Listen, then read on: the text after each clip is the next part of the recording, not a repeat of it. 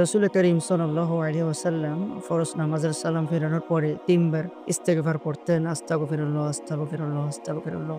এরপরে ৩৩ বার সুবহানাল্লাহ, ৩৩ বার আলহামদুলিল্লাহ, ৩৪ বার আল্লাহু আকবার তাসবিহ ফাতেমি আদায় করা এটিও সুন্নত। তারপরে একবার আল্লাহুম্মা আনতাস সালাম ওয়া মিনকাস সালাম তাবারাকতা ইয়া যাল জালালি ওয়াল ইকরাম এটিও পাঠ করা সুন্নত। লা ইলাহা ইল্লাল্লাহু ওয়াহদাহু লা শারীকা লাহু লাহুল মুলকু ওয়া লাহুল হামদু ওয়া হুয়া আলা কুল্লি শাইইন কাদির এটিও পাঠ করা সুন্নত। সূরা ইখলাস, সূরা ফালাক, সূরা নাস একবার করে এই জোহরের পরে, আসরের পরে, এশারের পরে আর ফজরের পরে, মাগরিবের পরে ৩ বার করে পাঠ করা সুন্নত। তারপরে একবার আয়াতুল কুরসি আল্লাহ রাসূল সাল্লাল্লাহু আলাইহি ওয়াসাল্লাম ইরশাদ করেন ৫ ওয়াক্ত ফরজ নামাজের পরে যদি কেউ আয়াতুল কুরসি তেলাওয়াত করে জান্নাতে যাওয়ার জন্য তার সাথে একমাত্র বাধা মৃত্যু। মৃত্যুবরণ করলেই সে জান্নাতে চলে যাবে। তো এই আমলগুলো ছাড়া আরও কিছু আমল আছে সেগুলো আমরা করার চেষ্টা করব ইনশাআল্লাহ। আর ২ টি আমলের কথা না বললে নয়। বাদে ফজর আর বাদে মাগরিব এই ২ ফরজের পরে আল্লাহুম্মা আজিরনি মিনান নার ৭ বার যদি তেলাওয়াত করা হয় ৭ বার ৭ বার ১৪ বার ২ ওয়াক্ত ফরজ নামাজের পরে তাহলে জাহান্নামের আগুন তার জন্য হারাম হয়ে যায়। আর সূরা হাশরের শেষ ৩ টা আয়াত হুয়াল্লাহুল্লাযী লা ইলাহা ইল্লা হু শেষ পর্যন্ত এই ফজরের পর মাগরিবের পর যদি তেলাওয়াত করা হয় এটিরও অনেক সওয়াব অনেক ফায়দা আছে।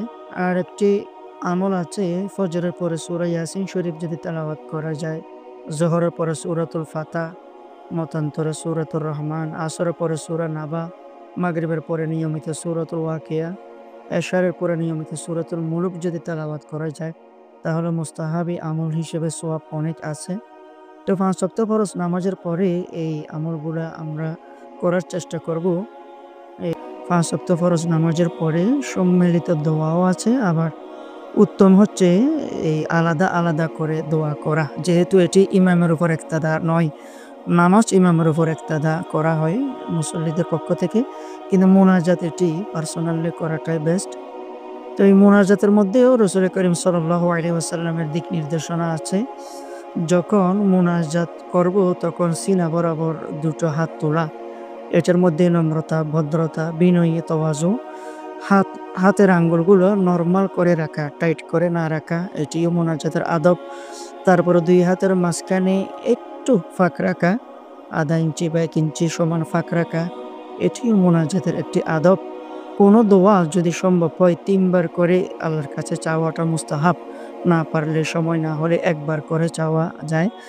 আর মোনাজাতের আগে বা মোনাজাতের মধ্যে বা মোনাজাতের পরে হলেও দুরূদ শরীফ পড়া। দুরূদ শরীফ ছাড়া যদি মোনাজাত করা হয় ওমর রাদিয়াল্লাহু তাআলা আনহু বলেন, বাইনাস সামাই ওয়াল আরদি এই মোনাজাত আসমান এবং জমিনের মাঝখানে লটকানো অবস্থায় থাকে। মোনাজাত যদি পড়া হয় তাহলে মোনাজাতের উসিলায় আল্লাহ তাআলা মোনাজাত কবুল করেন। মাতৃভাষায়ও মোনাজাত করা যায়, কোনো সমস্যা নাই। তো মোনাজাত সুন্নত তরিকায় করা এটি অবশ্যই আমাদের প্রয়োজন।